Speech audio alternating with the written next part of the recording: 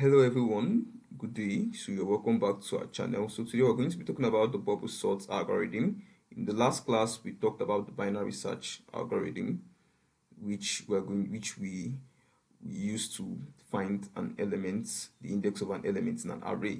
So today we're going to be discussing about the bubble sort algorithm. Now, what do we understand by the bubble sort algorithm? So let's have these football players lining up.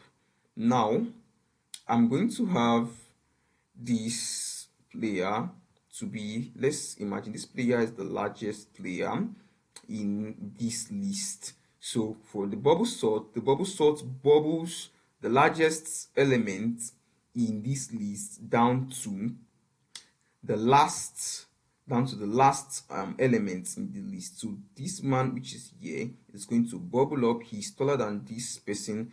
It is going to bubble up here. He's taller than this person. He bubbles up. He's taller than this, and is the biggest element here. So it should bubble up down to this last person, which we have here. So this is how the bubble sort algorithm works. So we have, this is called a bubble sort because we are going to watch the heaviest number bubble up to the right side of the list one by one. Now let us have this array of elements 8, 1, 9, 10, 2, 6, 4, 3, 7, 5. Now 8 is greater than 1, so 8 will bubble to the right. And this is going to be 1, 8, 9, 10, 2, 6, 4, 3, 7, 5. Now 10, so this is going to, 8 is less than 9, so 8 will not bubble up. Now 9 is less than 10, 9 will not bubble up. But look at 10, 10 is greater than 9 and 10 is also greater than 2, so 10 is going to bubble up to the right and 2 is going to move to the left while 10 moves to the right. 10 is greater than 6, 10 will also bubble up to the right.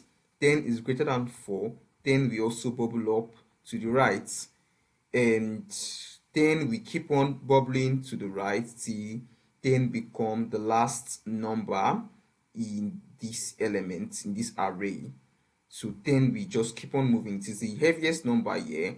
It started from here and it started moving all the way till it becomes the last element in this array. So this is how the bubble sort algorithm works.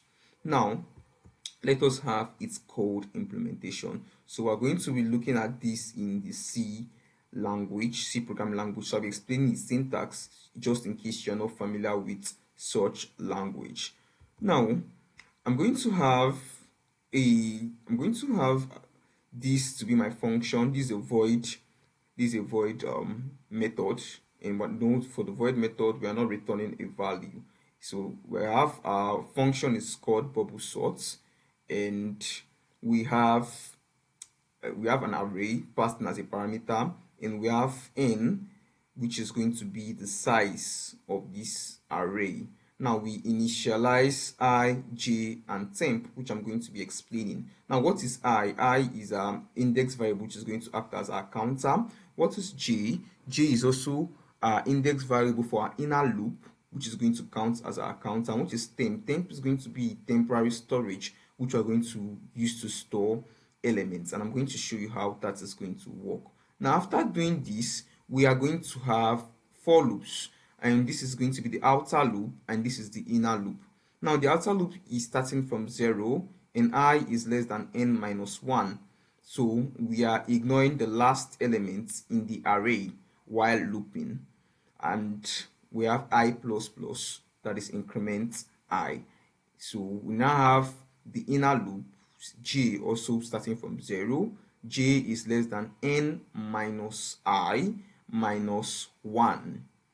So here we are actually going, remember that for the bubble sort we are actually decreasing this value here, because when we push the heaviest person to the right, you notice that while looping we don't need to consider the last person again because that last person has been sorted. So that's why we have j is less than n minus I minus 1. This is going to help us to ensure that while we loop the heaviest person to the right hand side. That's the heaviest. We are not going to like look at, while looping through elements again in the next iteration, we're not going to be looking at that last person which is in the array. Now, what is going to be in the for loop? Now, we're going to have an if statement in the for loop. So we are going to say while array of j, which is our current state, remember that j is equal to 0, while array of j is greater than array of j plus 1, which is the next element after our current state, we have that this temp is going to be a storage, like I said, is going to hold the current value, and we're going to say that r of j is going to be equals to the next value. Now the next value will now be equal to the current value. So this is going to be like a switch between two values, and I'm going to be explaining that practically so you actually see how this illustration is actually working. Now, after doing this, let's start the code. Let's explain the code. So we have that the outer loop I is equals to 0. We have this here, and also we state that our goal is to find the biggest number in the whole list, and we have to move that biggest number to the end. So in this array, our goal is to move 10, which is the biggest number, down to the end of this array, which is here. So we are going to have a scanner j which will run from 0 to 8. It's supposed to run from 0 to 9. I think it's an error, since 10 minus 0 minus 1 is equals to 9. So in this case, j is less than 9. For this condition, n is the size of our array, which is 10. 10 minus I is currently 0, and we subtract 1 from this. That is what I illustrated here. So at this point, j is less than 9 at this point. Now, we're not going to compare values. We're going to compare values. Now, we see that array of j should be greater than array of j plus 1. So if that condition is true, now look at what is array of j. Remember that j is equals to 0. So in this case, our array, remember j is equals to 0. So our array of j is our array of 0, which is equal to 8. And array of j plus 1 is simply array of 0 plus 1, which is equals to 1. Yeah. So we have to test. So we're going to ask ourselves,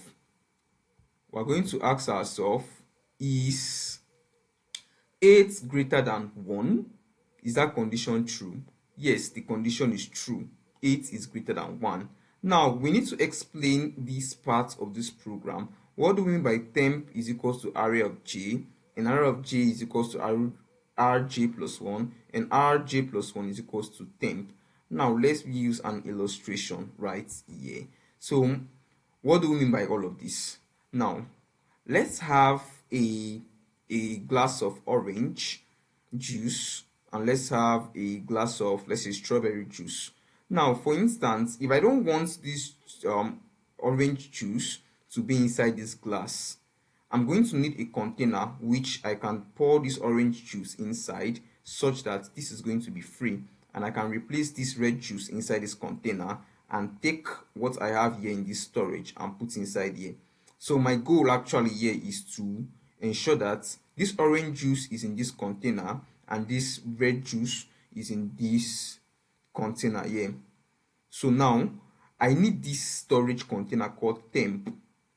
I'm going to pour this orange juice inside here, making this one free, empty. Then this red juice, I'm going to pour it inside this empty container, making this one also empty. So from this my temp, I'm going to carry what's inside my temp and pour inside here.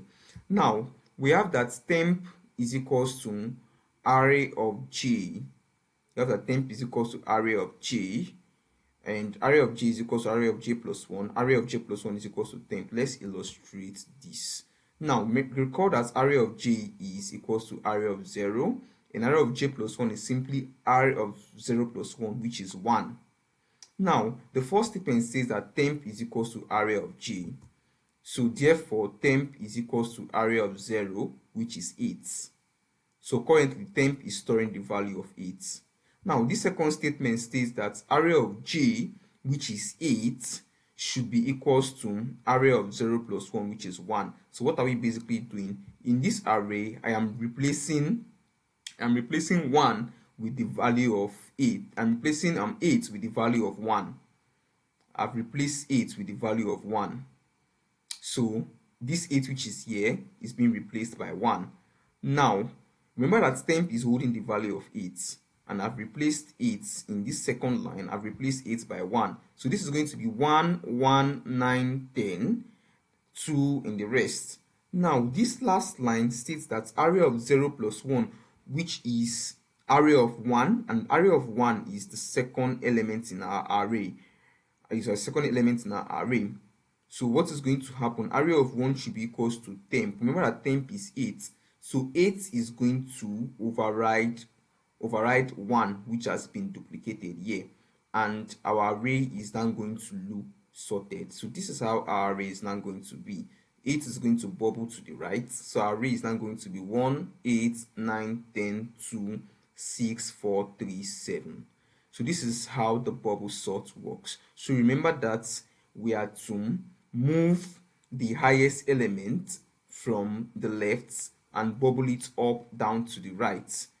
And to do that, we are always going to need a temporary storage which is going to hold the existing value of our comparison, that is the compared value. We need a temporary storage that will hold the compared value. Then that temporary storage is going to replace the new value which is moving down to the left hand side. So that is how the bubble sort algorithm actually works. So I hope this video was helpful to you. I'll see you in the next video. Ensure to like, ensure to subscribe to the channel. God bless you.